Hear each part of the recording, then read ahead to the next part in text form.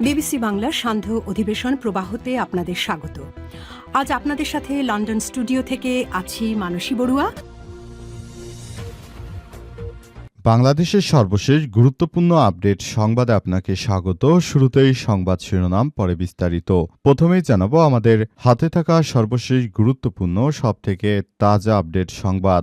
জোটসঙ্গী ও technocrat মিলে নতুন সরকারের ৪২ সদস্যের সম্ভাব্য মন্ত্রিসভা ঘোষণা। বাংলাদেশ জাতীয়তাবাদী দল বিএনপি সরকারে নতুন মন্ত্রিসভা হতে পারে ৪২ সদস্যের। এতে ঠাঁই পেতে পারেন মির্জা ফখরুল ইসলাম আলমগীর, আমির খসরু মাহমুদ চৌধুরী, সালাউদ্দিন আহমেদ এর মতো বর্ষিয়ান নেতারা। টেকনোক্র্যাট মন্ত্রী হিসেবে আলোচনায় আছেন নজরুল ইসলাম খান, রুহুল কবির রিজভী, আমিনুল হক সহ কয়েকজন। এরপর জানাবো ছায়া মন্ত্রিসভা গঠনের প্রস্তুতি নিচ্ছে এনসিপি, বললেন আসিফ মাহমুদ। জাতীয় নাগরিক পার্টি এনসিপি ছায়া মন্ত্রিসভা গঠনের প্রস্তুতি নিচ্ছে বলে জানিয়েছেন দলটির মুখপাত্র আসিফ মাহমুদ সজীব ভুঁইয়া। আজ 10:16 নিজের ভেরিফাইড ফেসবুক পেজে দেওয়া এক পোস্টে এই তথ্য জানিয়েছেন তিনি। পোস্টে আসিফ মাহমুদ লিখেছেন, আমরা ছায়া মন্ত্রিসভা গঠনের প্রস্তুতি নিচ্ছি। ছায়া মন্ত্রিসভার ভূমিকা সম্পর্কে তিনি বলেন, স্বচ্ছতা, জবাবদিহিতা নিশ্চিত এবং সার্বিক কার্যক্রমে ওয়াচডগ হিসেবে কাজ করবে ছায়া মন্ত্রিসভা। এদিকে ৩০ আসনে পুনঃগণনার দাবিতে ইসিতে ১১ দলীয় জোটের নেতারা। ত্রয়োদশ জাতীয় সংসদ নির্বাচনে ৩০টি আসনে জোট জালিয়াতি, কারচুপি ও ফলাফল শিটে ঘষামাজার অভিযোগ তুলেছে। ভোট পুনর্গণনার দাবিতে প্রধান নির্বাচন কমিশন সিইসির সঙ্গে সাক্ষাৎ করতে নির্বাচন কমিশন ইসির কার্যালয়ে গেছেন ১১ দলীয় ঐক্যের নেতারা।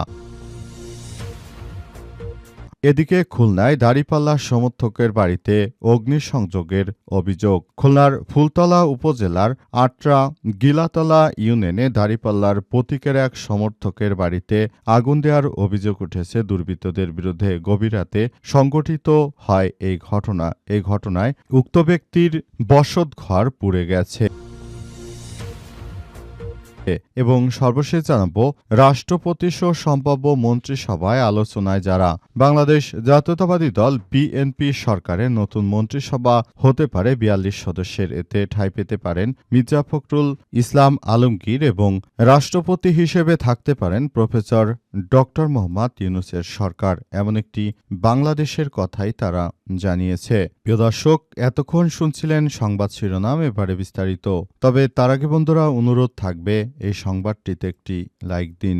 এই চ্যানেলে আপনি নতুন হয়ে থাকলে আমাদের সংবাদটি দেখতে দেখতে চ্যানেলটি সাবস্ক্রাইব করে রাখুন। কমেন্ট করে বন্ধুরা আপনার মূল্যবান মতামত জানিয়ে দিন আপনি বিশ্বের কোন দেশ থেকে বা বাংলাদেশের কোন স্থান থেকে আমাদের সংবাদটি দেখছেন এবং শুনছেন। আর বন্ধুরা, সংবাদটি আপনার সোশ্যাল মিডিয়া ফেসবুকে শেয়ার করে বন্ধুদেরও দেখার সুযোগ করে দিন। গাজা যুদ্ধে আপনি যদি নিরীহ ফিলিস্তিনিদের ভালোবেসে থাকেন, কমেন্টে ইয়েস লিখে পুরো বিশ্বকে জানিয়ে দিন। এবারে বিস্তারিত। জোটসঙ্গী এবং টেকনোক্র্যাট মিলিয়ে নতুন সরকারের ৪২ সদস্যের সম্ভাব্য মন্ত্রিসভা ঘোষণা।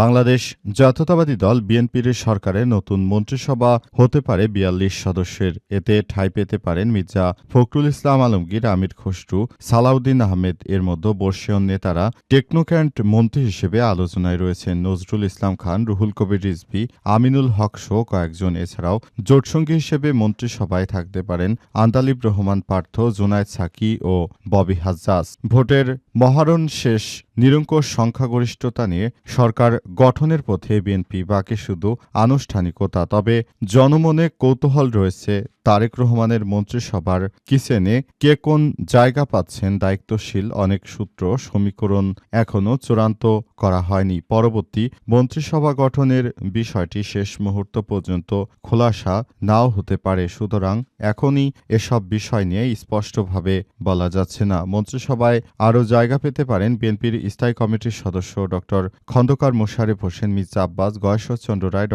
আব্দুল মঈন খান, অদূত ভূঁইয়া।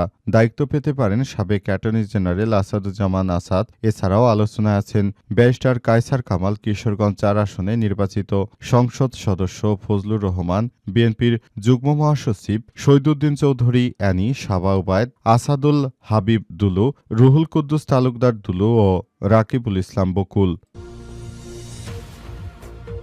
ছায়া মন্ত্রিসভা গঠনের প্রস্তুতি নিচ্ছে এনসিপি, বললেন আসিফ মাহমুদ।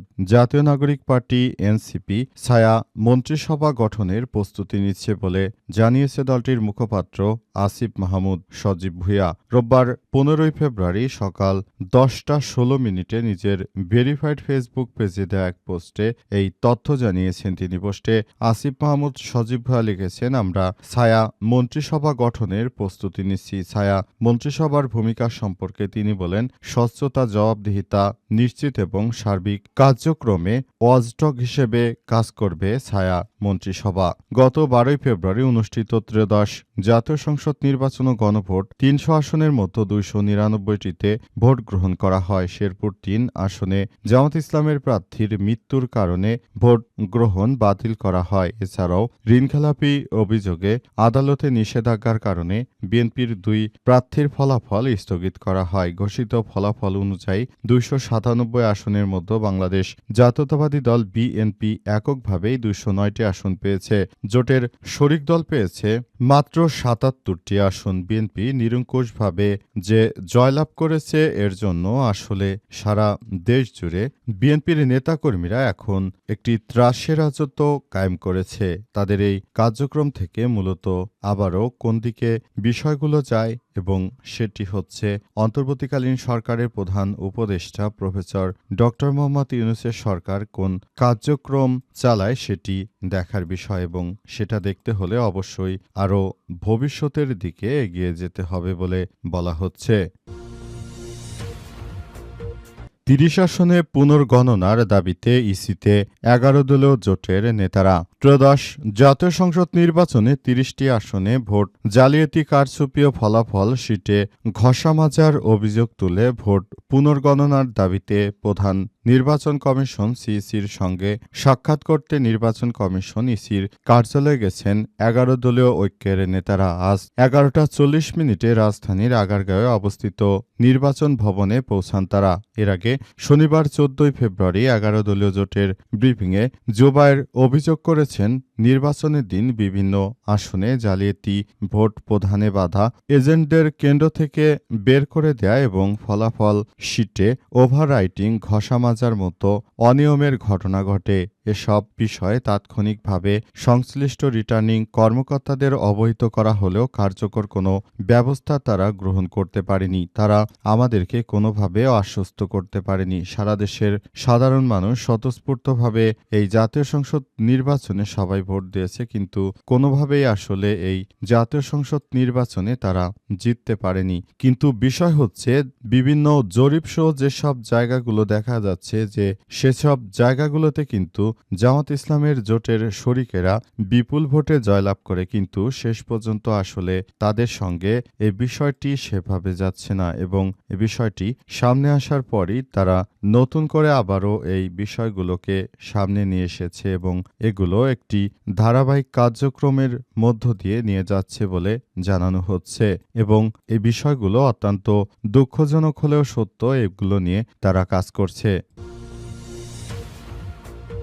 খুলনায় দাঁড়িপাল্লার সমর্থকদের বাড়িতে অগ্নিসংযোগের অভিযোগ। খুলনার ফুলতলা উপজেলার আটরা গিলাতলা ইউনিয়নে দাঁড়িপাল্লার প্রতীকের এক সমর্থকের বাড়িতে আগুন দেওয়ার অভিযোগ উঠেছে দুর্বৃত্তদের বিরুদ্ধে। গভীর রাতে সংঘটিত এই ঘটনায় একটি বসতঘর পুড়ে গেছে। স্থানীয় সূত্র থেকে জানা গেছে, ইউনিয়নের মশিয়ালি গ্রামের শোকর আকুঞ্জির বাড়িতে আজ দিবাগত রাত ১:৩০টার দিকে আগুন দেওয়া হয়। আগুন দেখতে পেয়ে এলাকাবাসী ছুটে এলে আগুন নিয়ন্ত্রণে আনেন। তবে এর আগেই একটি ঘর পুড়ে ছাই হয়ে গেছে। ক্ষতিগ্রস্ত পরিবারের দাবি, দাঁড়িপাল্লায় ভোট দেয়াকে কেন্দ্র করে পরিকল্পিতভাবে এই হামলা চালানো হয়েছে। শোকর আখুনজি জানান, বিষয়টি বুঝতে না পারলেও বড় দুর্ঘটনা ঘটতে পারত। তিনি ঘটনার সুষ্ঠু তদন্ত ও বিচার দাবি করেছেন।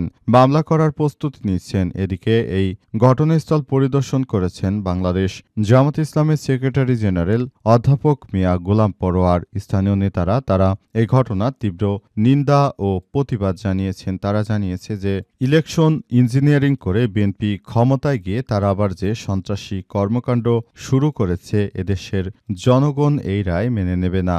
অন্তর্বর্তীকালীন সরকারের প্রধান উপদেষ্টার সঙ্গে তারা ভোট কারচুপি করে যে ধরনের ক্ষমতা এসেছে, এই ক্ষমতাকে কোনোভাবেই মেনে নেওয়া হবে না এবং এই ক্ষমতা দীর্ঘায়িত হবে না। এই ধরনের কার্যক্রম যে তারা শুরু করেছে, এখন যদি আমরা জুলাইয়ের একটি ঘোষণা দেই তাহলে অসংখ্য মানুষ বেরিয়ে আসবে, কিন্তু আমরা চাই না যে নতুন করে দেশে আর একটি গণ অভ্যুত্থান হোক। এতে স্বৈরাচারের দোসর যারা রয়েছে তারাও আবার সুযোগ পাবে। সুতরাং এখন যদি আমরা এই ধরনের কার্যক্রম করি তাহলে সেটি অত্যন্ত দুঃখজনক হলেও সেই বিষয়টি আসলে অন্যদিকে চলে যেতে পারে। তাই আমরা যাচ্ছি না বলে এটা আমাদের দুর্বলতা নয়, বরং তাদেরকে এখন থেকে এসব বিষয় নিয়ে আরো বেশি সতর্ক হতে হবে। তা না হলে তাদের বিরুদ্ধে আমরা অ্যাকশনে যেতে বাধ্য হব।